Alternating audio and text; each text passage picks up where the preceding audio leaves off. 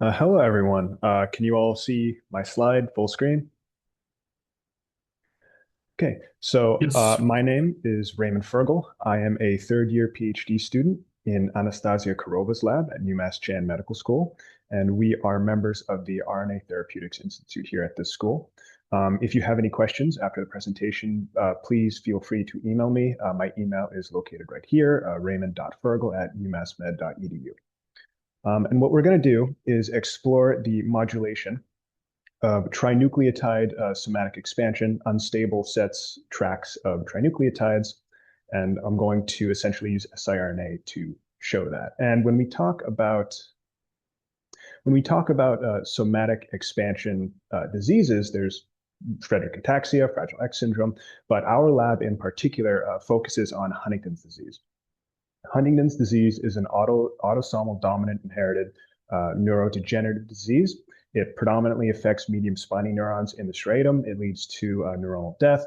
And the causative mutation of this disease is a CAG trinucleotide repeat in the first exon of the Huntington gene.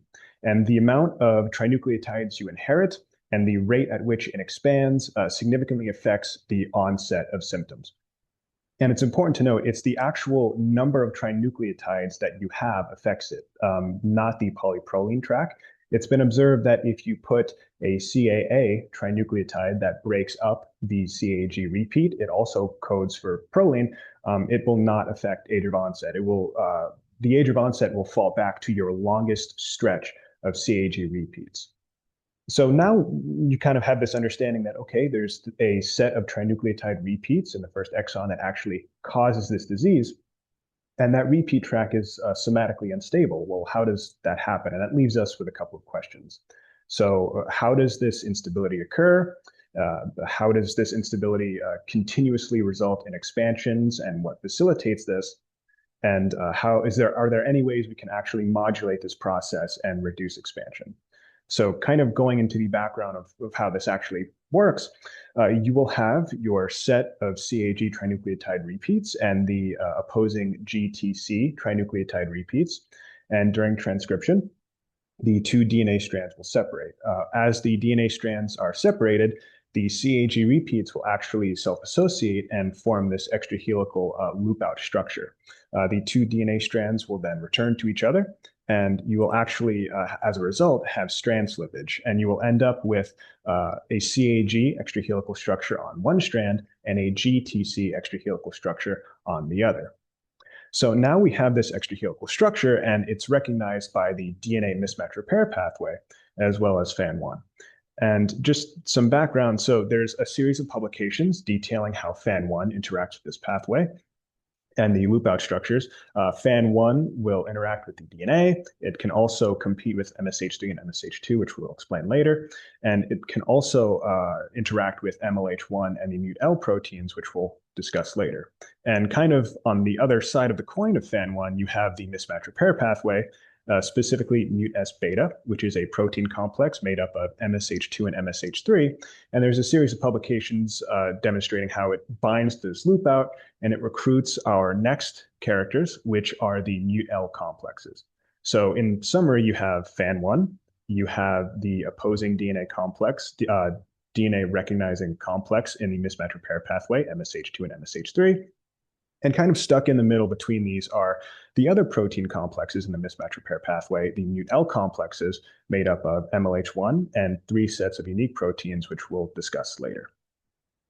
But how does that actually work? What is the mechanism of all this? Well, FAN1 has shown to interact with the DNA extrahelical structure and actually excise it. It has an endonucleic activity, an exonuclease activity, and it can remove the loop out itself. And this actually results in either contraction events or a net gain, and not a net gain or not a net loss. It kind of depends what happens on the opposite strand post-strand slippage. And again, on the other side of the coin, this loop out is recognized by MutS beta, MSH2, and MSH3. That will then recruit some of the MutL complexes, and that will result in either expansion events or contraction events. So the way expansion would work is that you have your extrahelical structure. It will then interact with MSH2 and MSH3 and then recruit one or several MutL complexes. And these mut-L complexes will create a nick on the opposite strand. Those nucleotides will get removed, the loop out will dissociate, and DNA polymerase will come in and refill the nucleotides opposite of the loop out. And on the other side of the coin, you can also have the loop out itself excised. Specifically, it kind of depends on what mut-L complexes are actually interacting with the loop out. So I've kind of circled them, and the colors themselves are how we associate these mut-L complexes with the end result. So for mut-L gamma, which is made up of MLH1 and MLH3, we tend to associate that with expansion. Reason being, it has endonucleic activity and it has a consistent bias towards creating nicks on the strand opposite of the loop out, resulting in expansion. Next to that is mut-L beta, made up of MLH1 and PMS1. We kind of associate this with expansion, but it actually doesn't have endonucleic activity, and we're unsure what the actual purpose of this protein complex is. The reason we associate it with expansion is because we've seen, and we'll discuss this later, when we silence it, it actually results in net CAG stability and reduces expansion.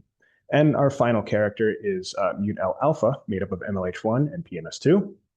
And this protein complex doesn't have a strand bias. It can create nicks on either the strand with the extrahelical structure or the strand opposite of the extrahelical structure. And in our lab, we tend to associate it with an increase in CAG repeat stability when it's expressed. And then finally, to complicate everything, we have FAN1 popping up again. And what FAN1 has been shown to do is actually form a stable complex with each of these mut-L complexes. And there's a possibility that when FAN1 interacts with these complexes, it actually prevents the endonucleic activity. So one way we can actually modulate this process is using siRNA. And our lab has already developed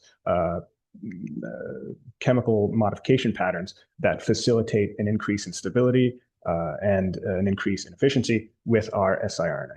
And we have a monovalent siRNA, which is just a 2116-mer. This is what we use in vitro to screen. It's just a very basic siRNA. And when we examine in vivo experiments in HD model mice, we use a divalent scaffold. And a divalent scaffold is the passenger strand linked together with a TEG linker.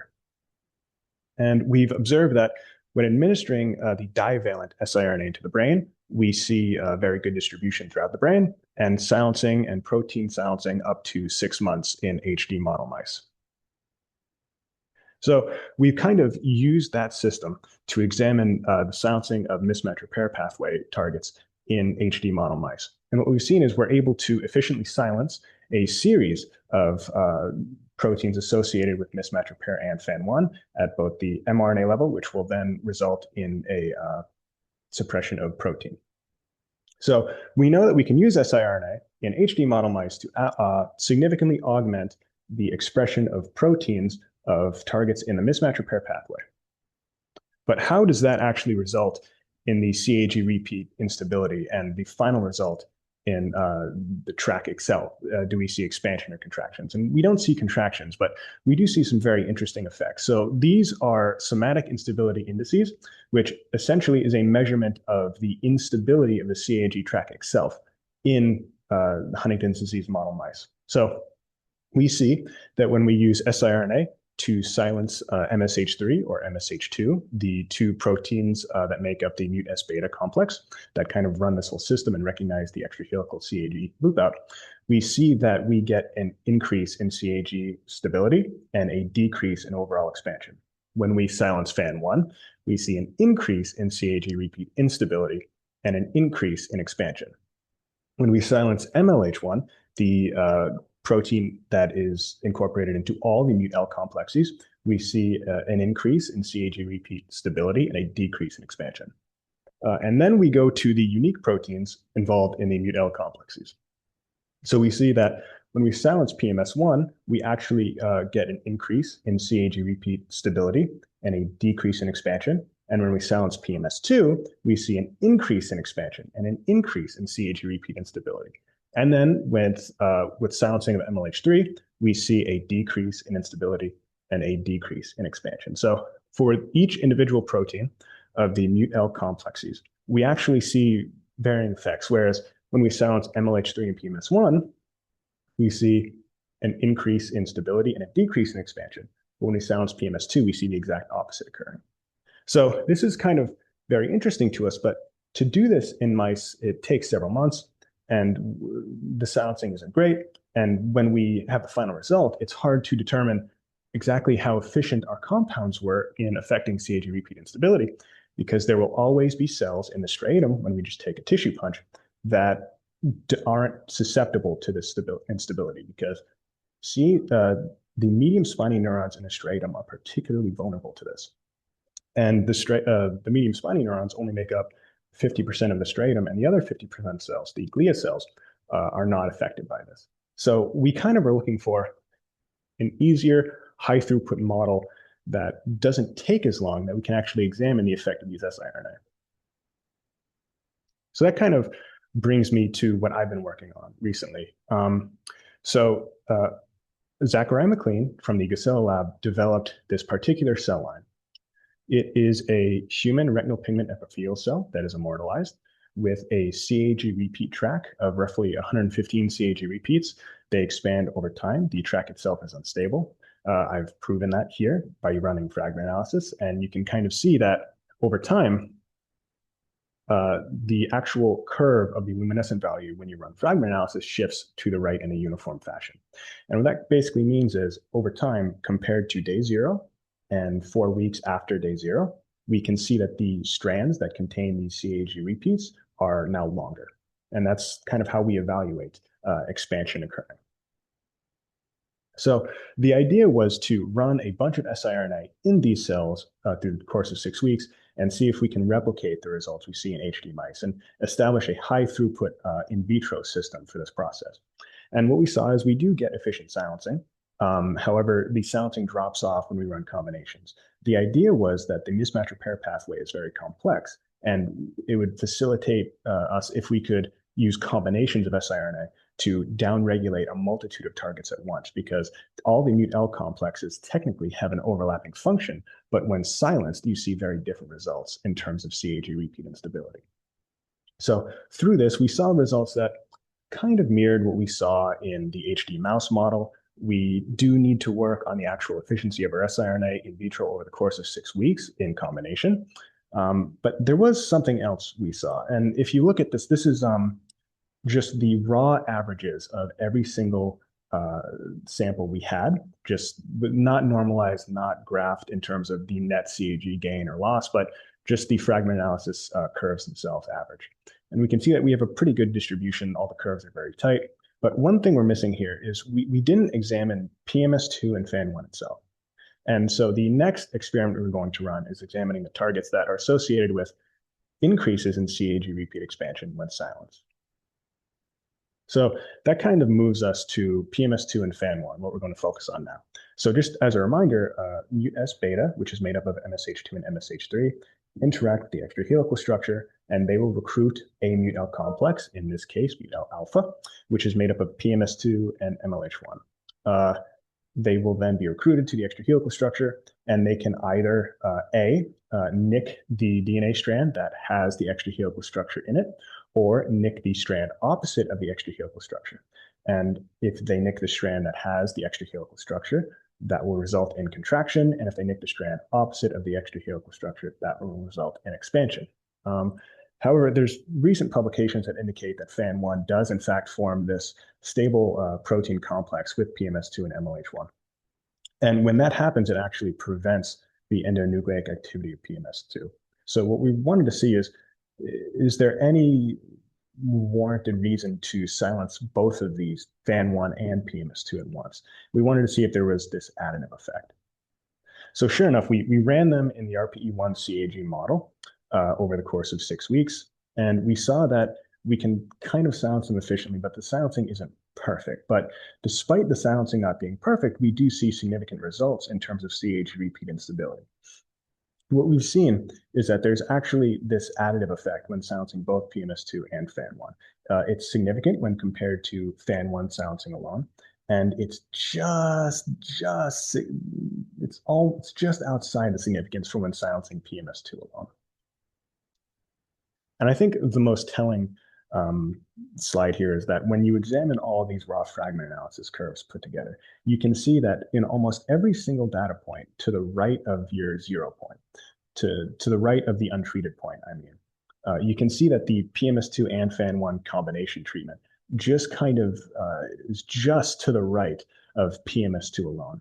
So this kind of indicates that there is some kind of cooperation between PMS2 and FAN1, and that when you get rid of both of those protein complexes, when you downregulate their activity, you get an additive effect. So there's a possibility that when you're silencing each one of them alone, you're not necessarily getting the whole picture. And although this isn't reducing the CAG repeat expansions, and we're not getting measurable contractions in any way, this does kind of help us elucidate how these two proteins might be in cooperation within the mismatch repair system. So just to kind of summarize things that I've talked about, I know that was a lot of background, but the CAG repeat instability is caused by DNA repair mediated by either the DNA mismatch repair pathway or FAN1 alone. Particularly in medium spiny neurons, the process of expansion is mediated by MUT-S beta, which is made up of MSH2 and MSH3, and MUT-L gamma, which is made up of MLH1 and MLH3. This entire process can be influenced in HD Q111 HD model mice and in the RPE1 CAG cellular in vitro model. siRNA targeting MSH3, MLH3, and PMS1 results in a decrease in CAG repeat instability, whereas siRNA targeting PMS2 and FAN1 result in an increase in CAG repeat instability. And the last point is that in the RPE1 CAG cellular model, combinations of siRNA targeting both PMS2 and FAN1 results in an additive increase in CAG repeat instability. So that's kind of it. I might have talked a little fast, but if you have any questions, please let me know. I'd like to thank the members of my lab. And remember, my email address is raymond.furgal@umassmed.edu.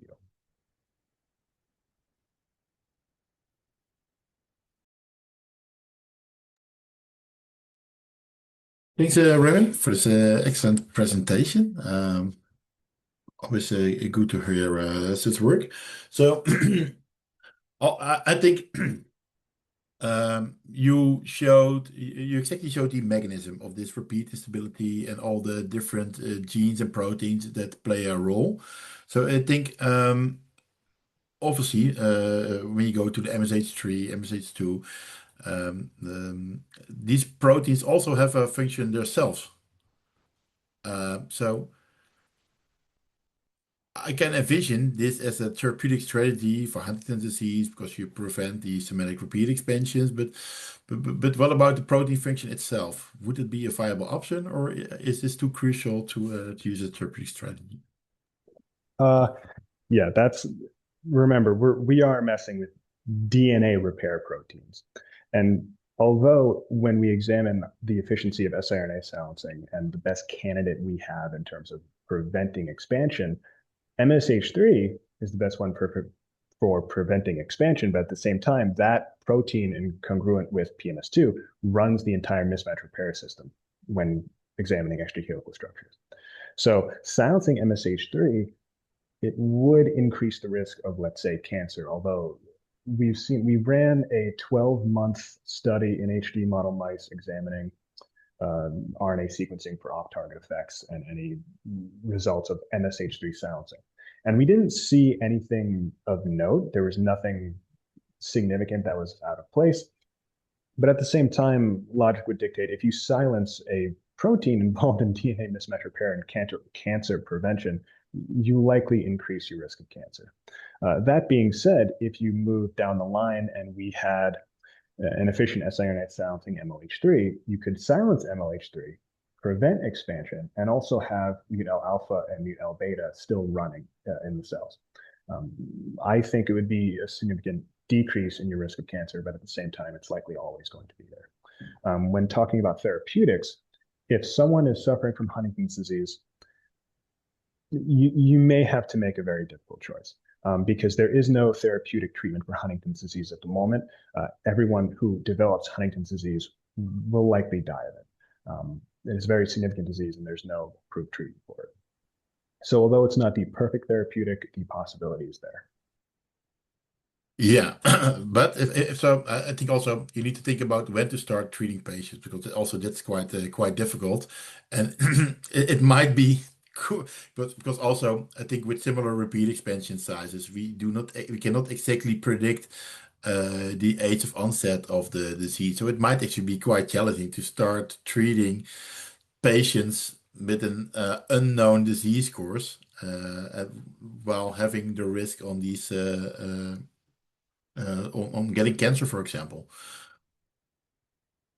Yeah, our lab, it's funny you say that. Our lab is currently examining, and I mean this like right now as I'm talking to you, we are currently examining the optimal window of MSH3 treatment because you don't get like a consistent rate of CAG repeat expansions. Over time, the rate actually increases, and there's a certain point, there's a certain threshold, and it might be around 80, in which the rate you accumulate CAG repeats actually increases dramatically.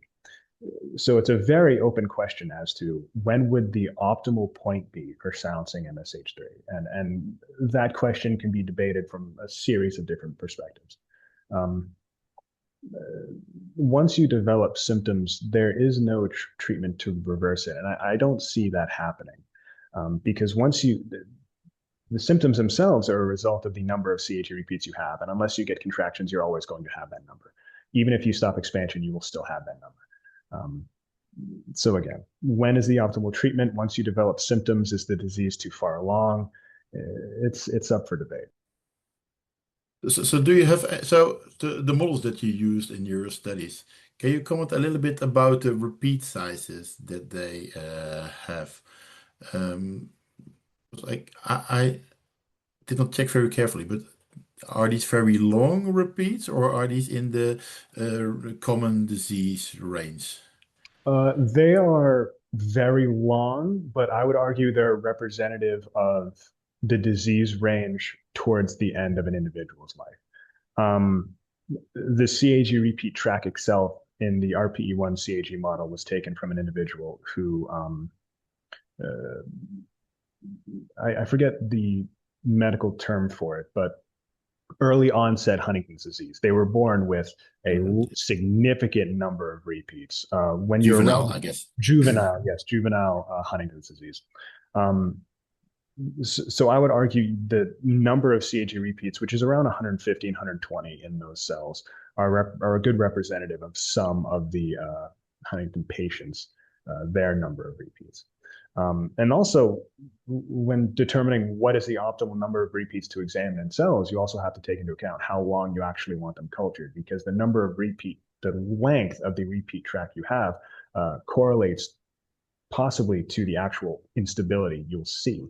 So if you want to culture them for 6 weeks and you want to have one CAG expansion per week on average, you really can't have a shortened CAG repeat track or even one at around 50 or 60. You'd want a longer one at around 100. Yeah. And maybe because I think you mentioned before that there are no current therapeutic strategies available in the clinic, but I think your lab and many other labs are working on silencing the Huntingtin gene itself. And this can be done this can even be done a little specific. So I think there are now clinical trials ongoing, and we heard that the OTS last year that people are working on a little specific strategies. So what about what about these strategies? Do you think this will work? And my follow-up question would be, what about combination therapies? So can you envision something to combine these two strategies and also how to combine in a disease course of a patient? Yeah, so I might have misspoke there. There's no approved therapeutics. But what I will say is I totally believe there is value in silencing Huntington, but you have to ask yourself what exactly is causing these symptoms we're seeing. And is it the expansion of the CAG tract itself, that instability? Is it accumulation of mutant Huntington mRNA repeats forming clusters? Is it the accumulation of protein clusters of the elongated Huntington protein and even the shortened HTT1A disease-specific protein, which is just exon 1? All that being said, if you want an effective therapeutic treatment for Huntington's disease, I would argue you do need combination therapy. You need to target both the mutant full length protein expression. You need to target the shortened isoform expression because that has been known to alone aggregate. And you would also need to handle CAG repeat instability. So, I mean, you would need to affect a multitude of targets at once. I do not believe handling one aspect of the disease would be effective. Um, but yes, I do believe an effective therapy would be all three of those things. I know Unicure with the AAV5 they released, the microRNA mimic they have targets the first exon. And when you target the first exon, you eliminate full length mutant Huntington and the disease isoform, the shortened disease protein isoform. So that is extremely significant. But the combination therapy would likely be the way to go. No, I think I fully agree on it, and I also think your presentation was focused on the somatic repeat expansions, but there are multiple other disease mechanisms that play a role, and also think about targeting these kind of disease mechanisms. So it's very good that you also think about these strategies. Quickly looking at the Q&A. We have a question from Clemens. Hi, Clemens. Good to see you. Are there any dual knockout models available to study the effect without siRNA, or is the loss of DNA repair genes lethal? So what about the lifelong downregulation of these genes? Uh, there are some mouse models, but I believe many of them are heterozygous. I don't know the specifics. I think dual knockouts might be lethal for specific proteins, but I'm unsure which ones. But they do exist. Yeah, and like because also the Huntington protein has a function, right? So do you think you need a 100% knockdown of Well, these? I do believe that uh, dual knockout of the Huntington might be lethal at birth. I don't believe to have a therapeutic, I don't believe you need to get it to zero, but it would be best. It serves a function in development, but we're not exactly sure what the long-term effects are from consistent Huntington silencing. Um, it is a question that's up for debate. Cool. Well, thanks a lot for your presentation, Raymond. Hope to see you in Denver at the end of this year, and I give the word back to Aaron. Thank you. Hi everyone, my name is Seppe Hermans. I'm a second year PhD student at a small company named Piano GMP in collaboration with the Technical University of Ilmenau. And today I will be presenting to you about my PhD project focusing on tailoring antisense oligonucleotide manufacturing to N-of-1 needs. A quick disclaimer, my work is funded by the European Union Horizons MSCA scheme with the grant number as depicted in the slide, and any views and opinions expressed in this presentation are purely personal and do not represent those of any organizations I'm affiliated with.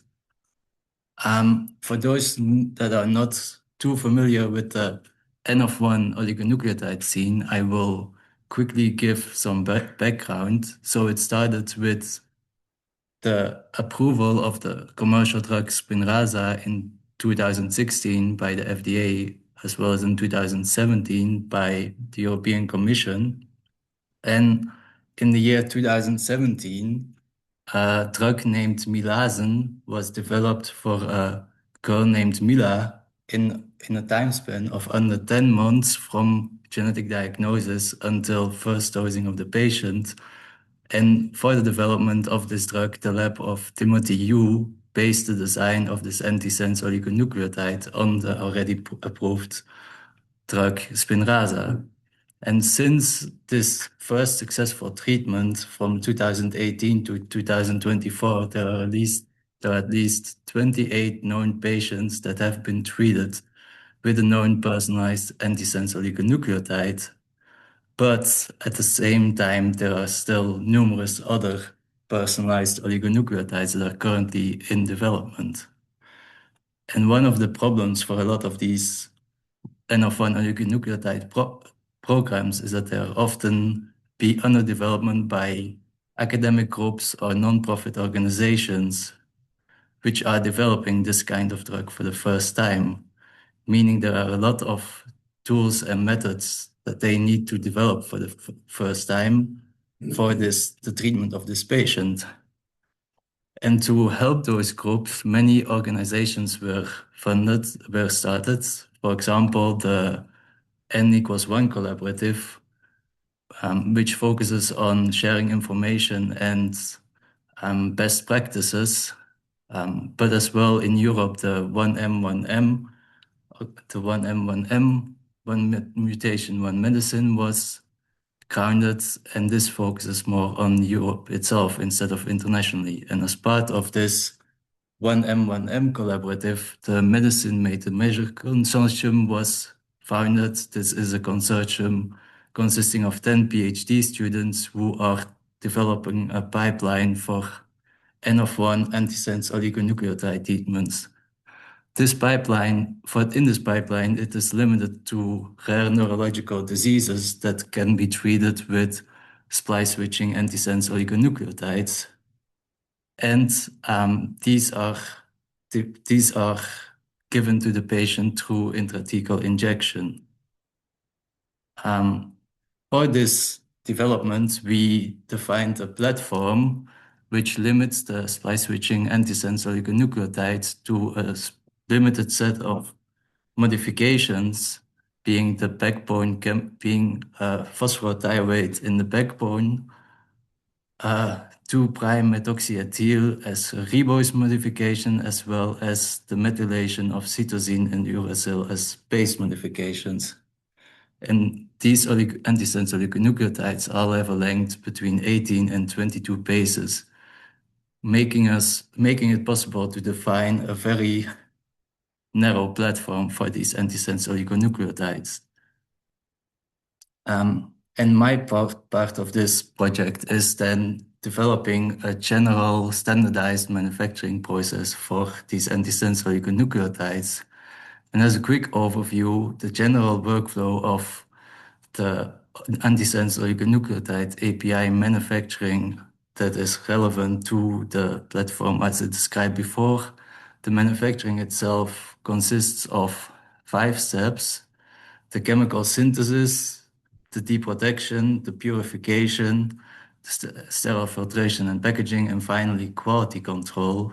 Typically in a normal pharmaceutical development, these methods are all optimized and scaled up to a commercially relevant scale, and then validated to prove that these processes are reliable and deliver a safe drug for the patient.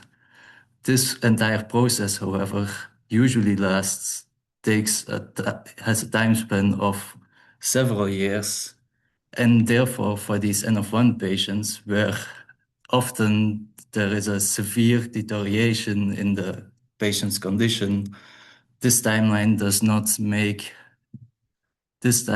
not work for the patient to have a clinical benefit within the lifespan of the patient.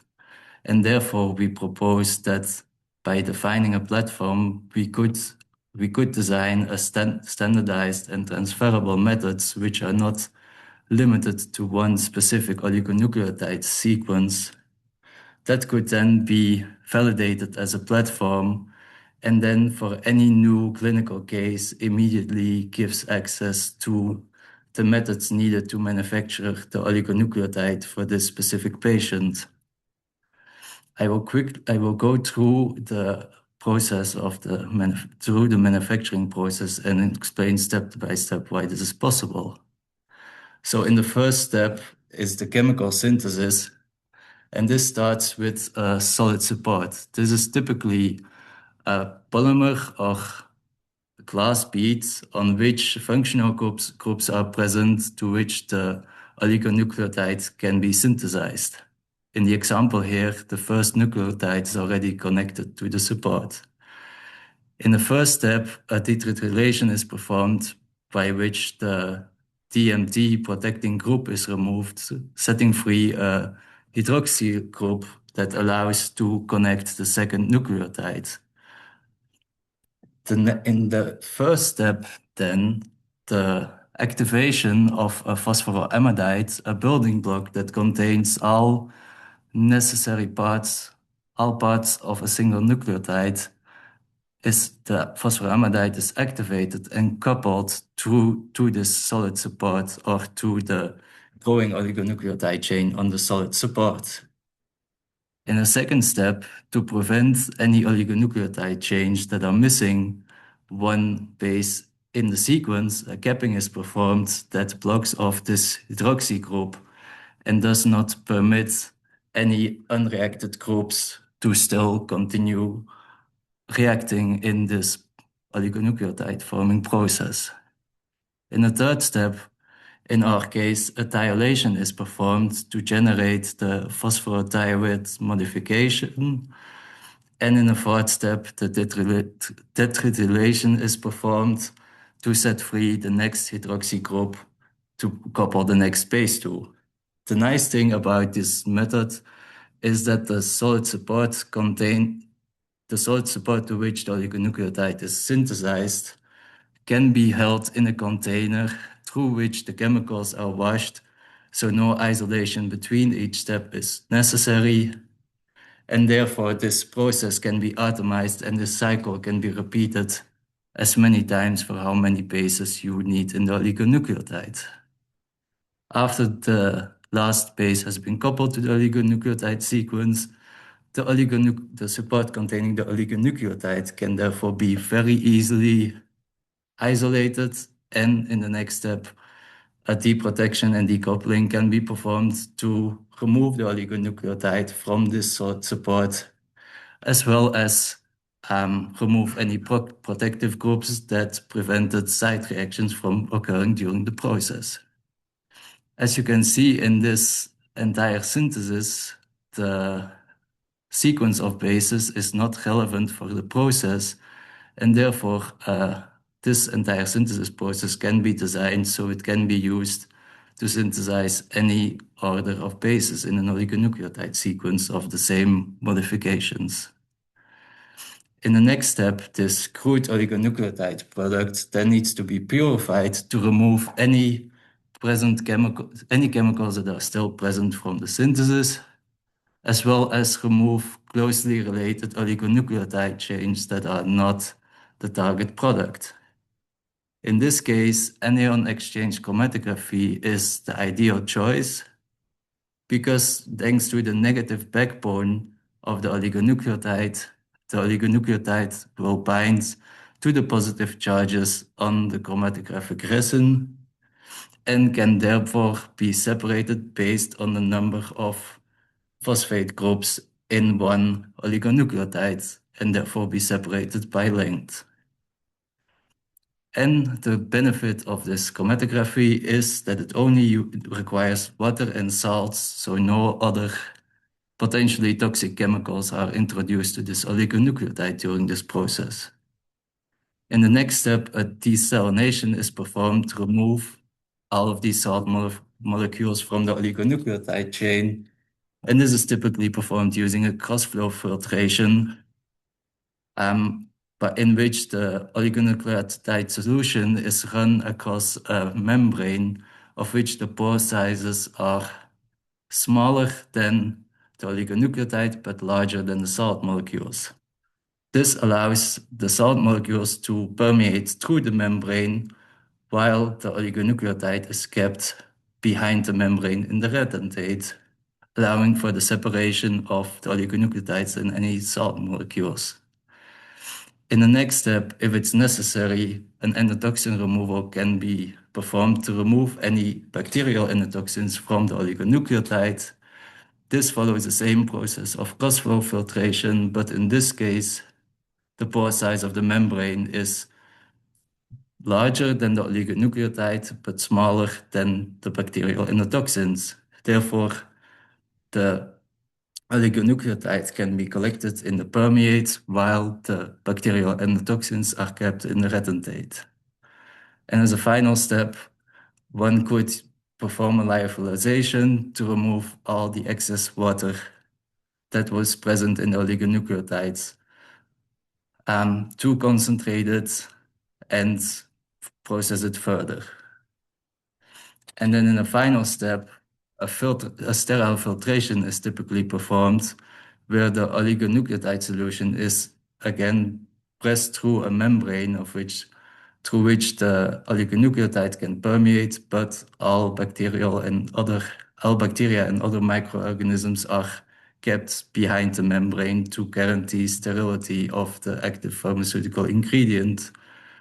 And then it is typically aliquoted into its primary packaging and ready to be used in the next step.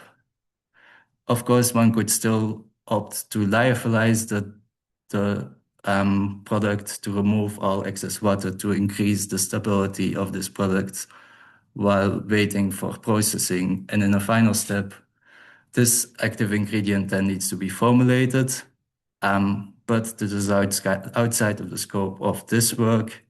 But one could opt that the same could apply for the formulation process, where one formulation process could fit all different oligonucleotide strands needed to treat these N-of-1 patients.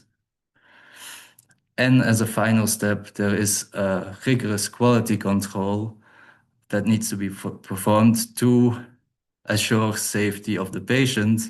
I will not go into detail into all individual tests, but the good thing about most of these tests is that they are not oligonucleotide specific, meaning these tests could then again be validated as a platform and do not need to be redeveloped or revalidated necessarily for every new oligonucleotide. The residual solvents and elemental impurities these are tests that could be performed, but if you have a very solid process and a very good understanding of the process, one could opt to not perform these tests on a risk-based assessment where one proves that in this process no solvents that are harmful to the patient are present at the end, or no heavy metals are introduced and not present at the end in the oligonucleotide. There's one method that is a bit more difficult. This is the purity determination for this. Typically, as with many other medicine, high performance liquid chromatography is performed to assess the purity of the compound and the amount of impurities that are present. This test, however, can often require further optimization to each individual oligonucleotide.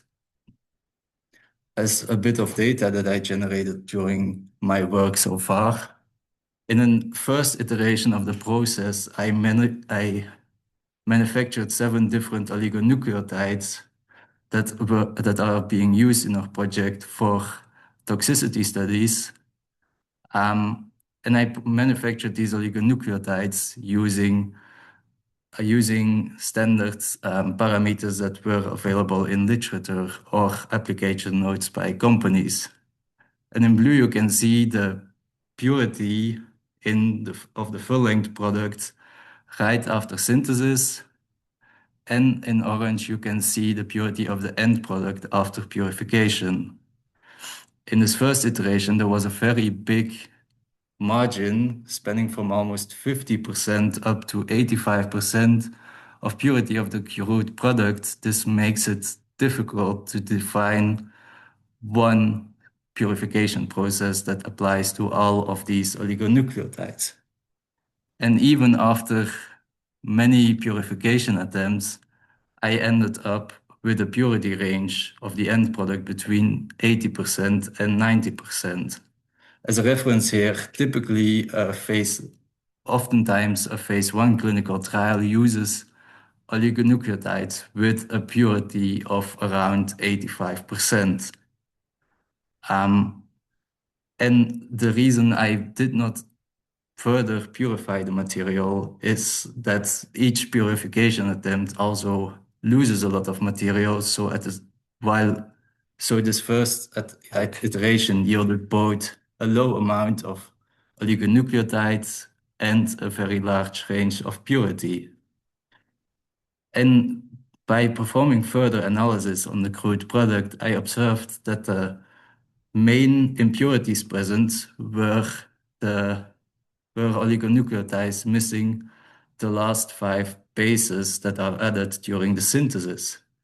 And these are also the most difficult to separate from the main product during the chromatographic purification. So for that, in the next 2 iterations, in iteration 2 and 3, I made, both iteration 2 and 3, I manufactured 7 different oligonucleotides again, this time for mutations in the ATM gene, as well as oligonucleotides that are developed for the treatment of ALS. And in this, I focused mainly on optimizing the synthesis process. And as you can see, the range of the purity of the crude product was severely reduced and was actually almost always around 85% purity already. Therefore, I only had a very simple purification process I applied, while my main focus was at this moment on the synthesis itself, and the purification therefore did not significantly increase the purity of the product. In the 4th iteration, however, I manufactured 6 more ASOs. And as you can see here, when focusing on optimizing the purification process as well, I ended up with 6 oligonucleotides with a purity between 92 and 96%. And in the final iteration, where I further optimized the purification process, I ended up with 6 oligonucleotides with a purity between 96 and 98%, which would be a perfect purity for treating patients with.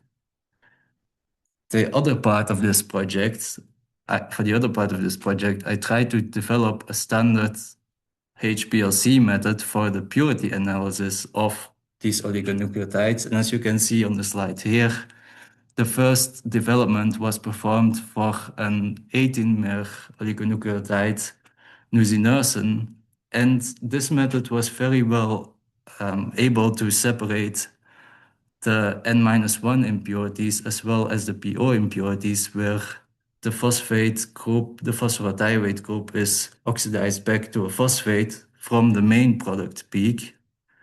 And this was a really good indication that this method was able to separate all of the most critical impurities from the oligonucleotides, and would therefore be very well fit for the analysis. But after that, I tried using the same method again on a 22-mer atibexen, and I observed that the separation of the closely related impurities was very limited in this case, where the N-1 impurities were present in a shoulder of the main compound peak, and the PO impurity was not separated from the main product at all.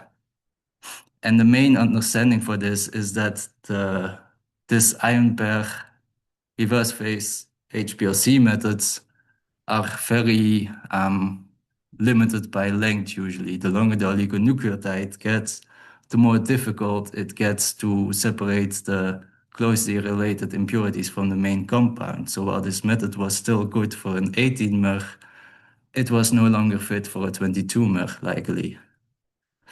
And another important note here is, while one could use a secondary method like mass spectrometry to quantify any impurities that coallude with the main product peak, an Ionis publication in 2022 already highlighted that different impurities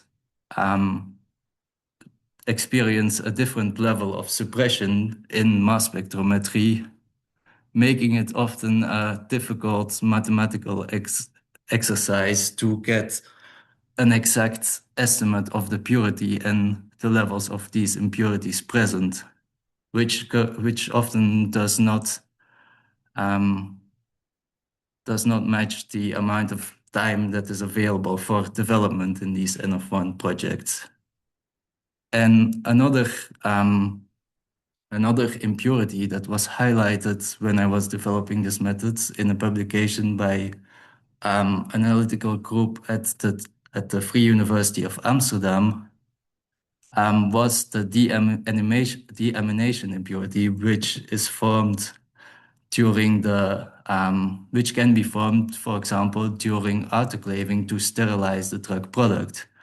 This impurity is also very difficult to separate using this HPLC method, and is also very difficult to detect through mass spectrometry, while it only differs in 1 Dalton in mass between this impurity and the main compound.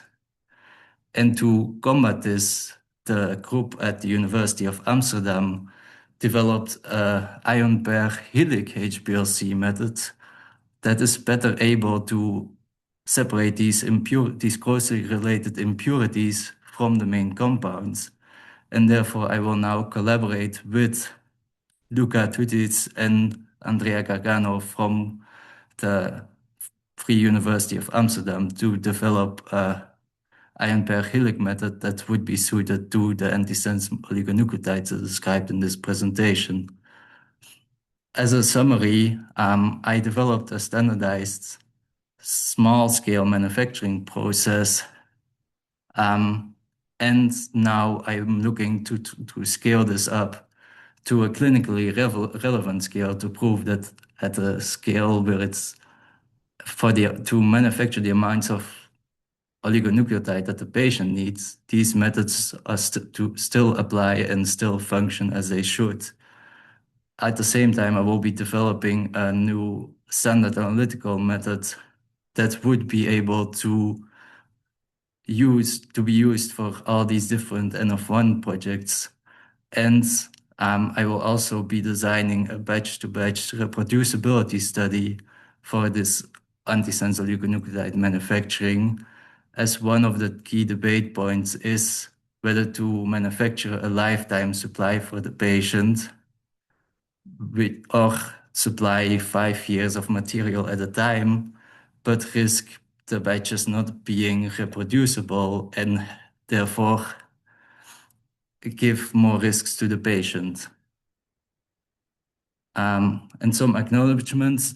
I would like to thank my supervisors, Tobias Pillman and Kirsten-Jan Hoffman, for all their support. I would also like to thank my promoters, Andreas Schöber and Mikhail Gebinoga, for all their support.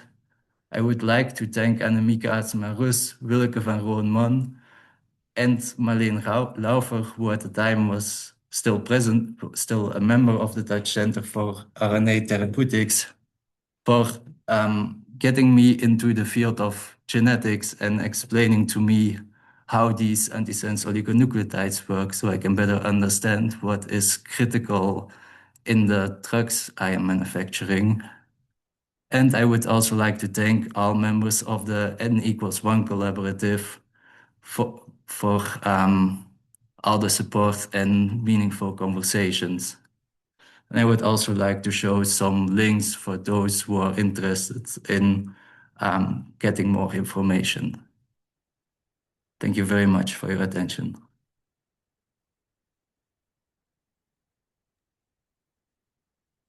Well, thanks a lot, Seppe. Very clear presentation. So start with I think one of your first slides. I think what you mentioned is that it takes a very long time to get clinical grade ASOs.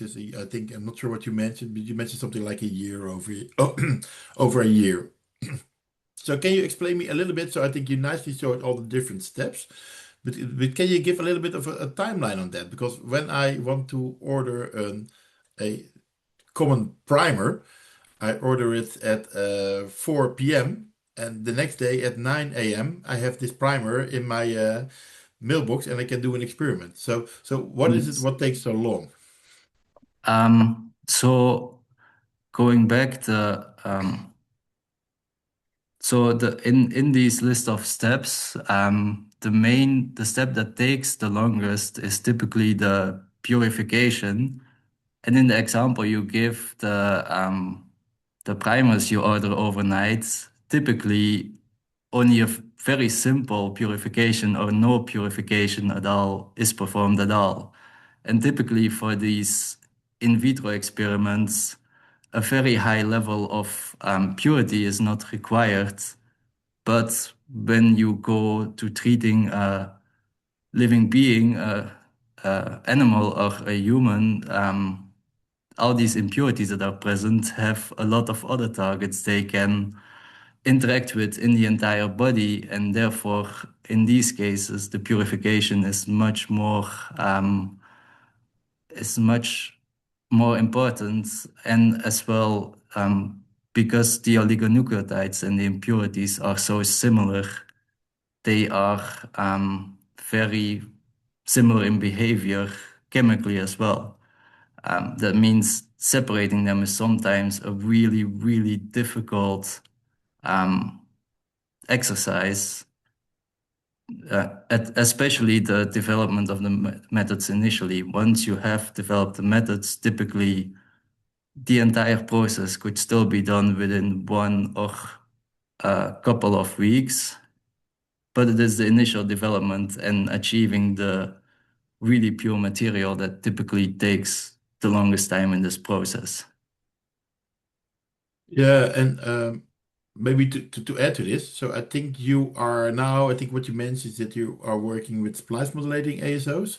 So Yes, typically these are not without, they don't have too many modifications, right? So they are like, yes. so is it more challenging to do, for example, gap mirrors or very Um, weird modifications? Does then the process take longer, or do you need other purification steps? um, the, the, the, the answer is a combination of multiple aspects. For example, if you have a gapmer which is just MOE, DNA, MOE, is a relatively simple design, it would still be the purification would still be relatively easy. But for example, if you have a gapmer where in the wings you add a lot of different modifications like LNAs, and any other modifications, the molecule sometimes gets more complex and then is more difficult to separate, to isolate from all the impurities. And at the same time, if we look at conjugates, for example, adding GalNAc or lipids to the molecule, this also severely um, affects the physical properties and the ability to separate. And then, for example, the ion exchange example I give here might not be able to separate the oligonucleotide sequence that misses only the GalNAc from the intended compound that contains the GalNAc. So then it might be necessary to develop more specialized methods. So I think also what you mentioned that the most time-consuming part is the purification. So I might be quite ignorant because I mostly work with model systems and not with human beings. But I think what you also mentioned is that you have the n plus one and n minus one uh, Yes. impure substances. So I could so. I'm not sure how right I am. Maybe I'm not right at all. But for me, when you treat a patient with oligonucleotide that should be 20 base pairs, and when it's only 19 base pairs, is this a big problem? I can foresee that Um, you have like that you maybe you cannot measure the exact concentration of the pure exact compound that you want to use to treat a patient, but have like a small percentage of slightly shorter ASOs. Would that be a problem, or is it like is it Um, legally a problem? that is a good question, yes. And the answer there lies more in the regulatories. For N of 1, depending on country, you don't need to do a official filing of the compound with the regulatory bodies. So you might opt to not comply with all good manufacturing and good laboratory practices and still treat the patient, including some more risks. When you want to be fully compliant to the regulatories, for example, the European Medical Agency guidelines on oligonucleotides state that if an impurity is present above 1.5%, this is for a commercial drug though, you need to qualify the impurity, meaning you need to have toxicity data on this impurity to indicate there's no harm to the patient. So, from a scientific standpoint, what you say might be correct, that the N-1 might not be that relevant. But in the regulatory filing, if you want or need to perform one, this is another discussion where you need to have scientific proof that this impurity cannot cause any harm. Yeah, and for the N+1, I think this can cause more side effects because you just have another sequence that might have like on-target effects. So I have two more questions, if that's okay to you. So first question is about the environment. So how environmental friendly is synthesizing these oligonucleotides? Can you speculate a little bit Um, about that? um, I will not go into detail how environmentally friendly um, all the individual chemicals are, but I can say that for oligonucleotides, what is described as the process mass index, which indicates how many kilograms of material you need for 1 kilogram of oligonucleotide. If you, depending on where you start the investigation, you could need 100 kilograms or even more of materials to make 1 kilogram of oligonucleotide. So it is a very resource intensive process. Yeah, because Um, also I'm not like again also that maybe like then you take along the impurities and then so that might also be a balance. Just thinking about that. yeah, the what I did not mention in my development slides is the last iteration where I get a really, really high purity, as you already um, noticed probably the yield of how much material I end up with is lower. So this is also a risk benefit consideration you can make of what is the minimum purity that is good for the patient. And I think for a lot of N-of-1 trials, they set a limit at 85 or 90%. So you could still include more of the less pure material you get from this chromatography. Um, but these are always risk calculated decisions that then need to be made. And That, that's not a discussion I'm getting myself involved in. so last question from my side, maybe a short answer because we already are 7 minutes past the hour. So what's needed to so I think you can now at least start thinking about small scale processes, but what is needed to go for like to make something in big scale for patients? What would be the Um, most important thing to work on? yes. In the studies I've performed now, I generally get around 500 milligrams of material um, after the manufacturing for these treatments that we are looking at into the projects, the ones that have been performed. The patient is injected with around 50 milligrams every 3 months, meaning you only need 1 gram of oligonucleotide for 5 years for one patient. But that is not considering all the quality control samples that still need to be taken off the drug to guarantee safety of the patient. But for the large scale, it would mean going to 10, 15 grams would likely still meet the target, which the main thing here is just doing it to prove that it works and not letting someone go blindly into manufacturing for a patient with a very strict timeline and then finding out that it doesn't work for a larger amount. So it's mainly just doing it, using slightly larger equipment and verifying that it still works at these amounts.